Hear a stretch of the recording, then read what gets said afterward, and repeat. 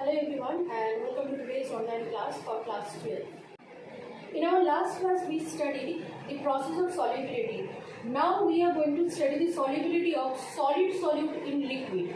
Now when a solid solute is dissolved in a liquid solvent at the initial stage, two different opposite reaction occurs simultaneously.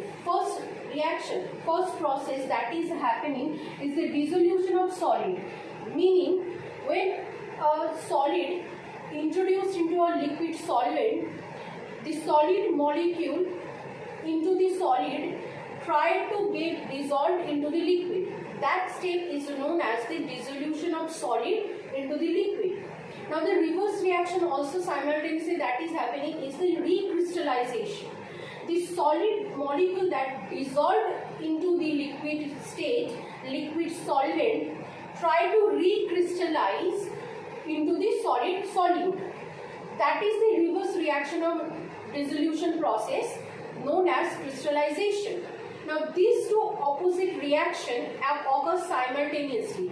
The first reaction, that is the dissolution of solid, the rate for that process is R1, and let's take the crystallization process. The rate for crystallization of dissolved solid is R2. Now at the beginning of the reaction, as the number of molecules in the solid state is much more compared to the liquid state, the R1 is greater than R2. That is, the rate for dissolution of solid is much more compared to the rate for crystallization of dissolved solid. But with the time, as the concentration of dissolved molecule, solid molecule into the liquid increases, the R1 decreases with the increase in R2.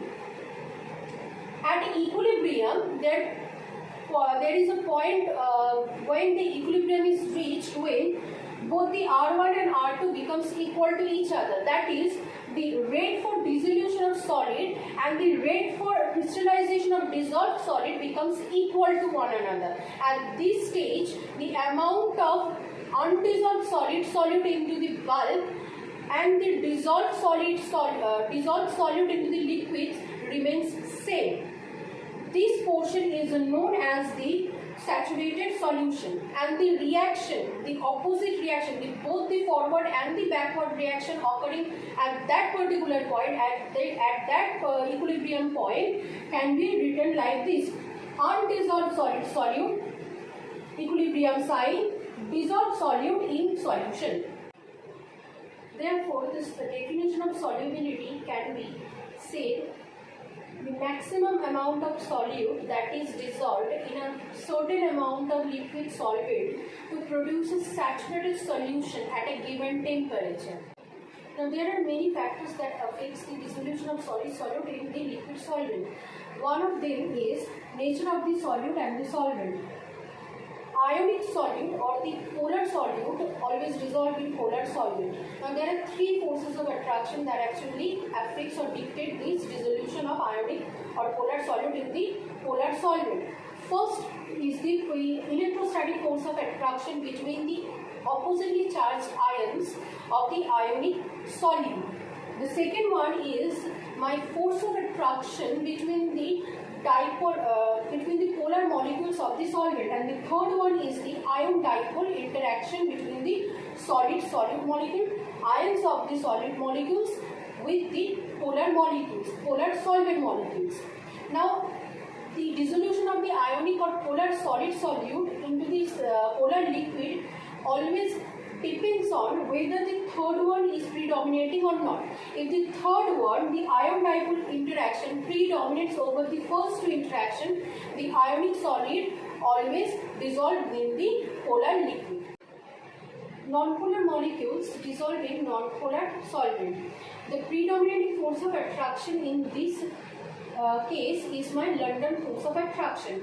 In both the solute molecules, non-polar solute molecules and non-polar solvent molecules, these London force exist and in the similar nature and similar magnitude also. That's why non-polar molecules always tends to dissolve in non-polar solvent. Another factor that affects the dissolution of solid solute into the liquid solvent is the temperature. Now let's look at the equilibrium process for this reaction, which is undissolved solid solute, equilibrium sign, dissolved solid solute in solution. Delta H is my change in enthalpy for this process. Now if I take consideration of an example where this delta H is positive, that is my equilibrium, my dissolution process is endothermic in nature. In that case, the forward reaction, that is the dissolution process, is endothermic. The backward reaction obviously will be exothermic in nature.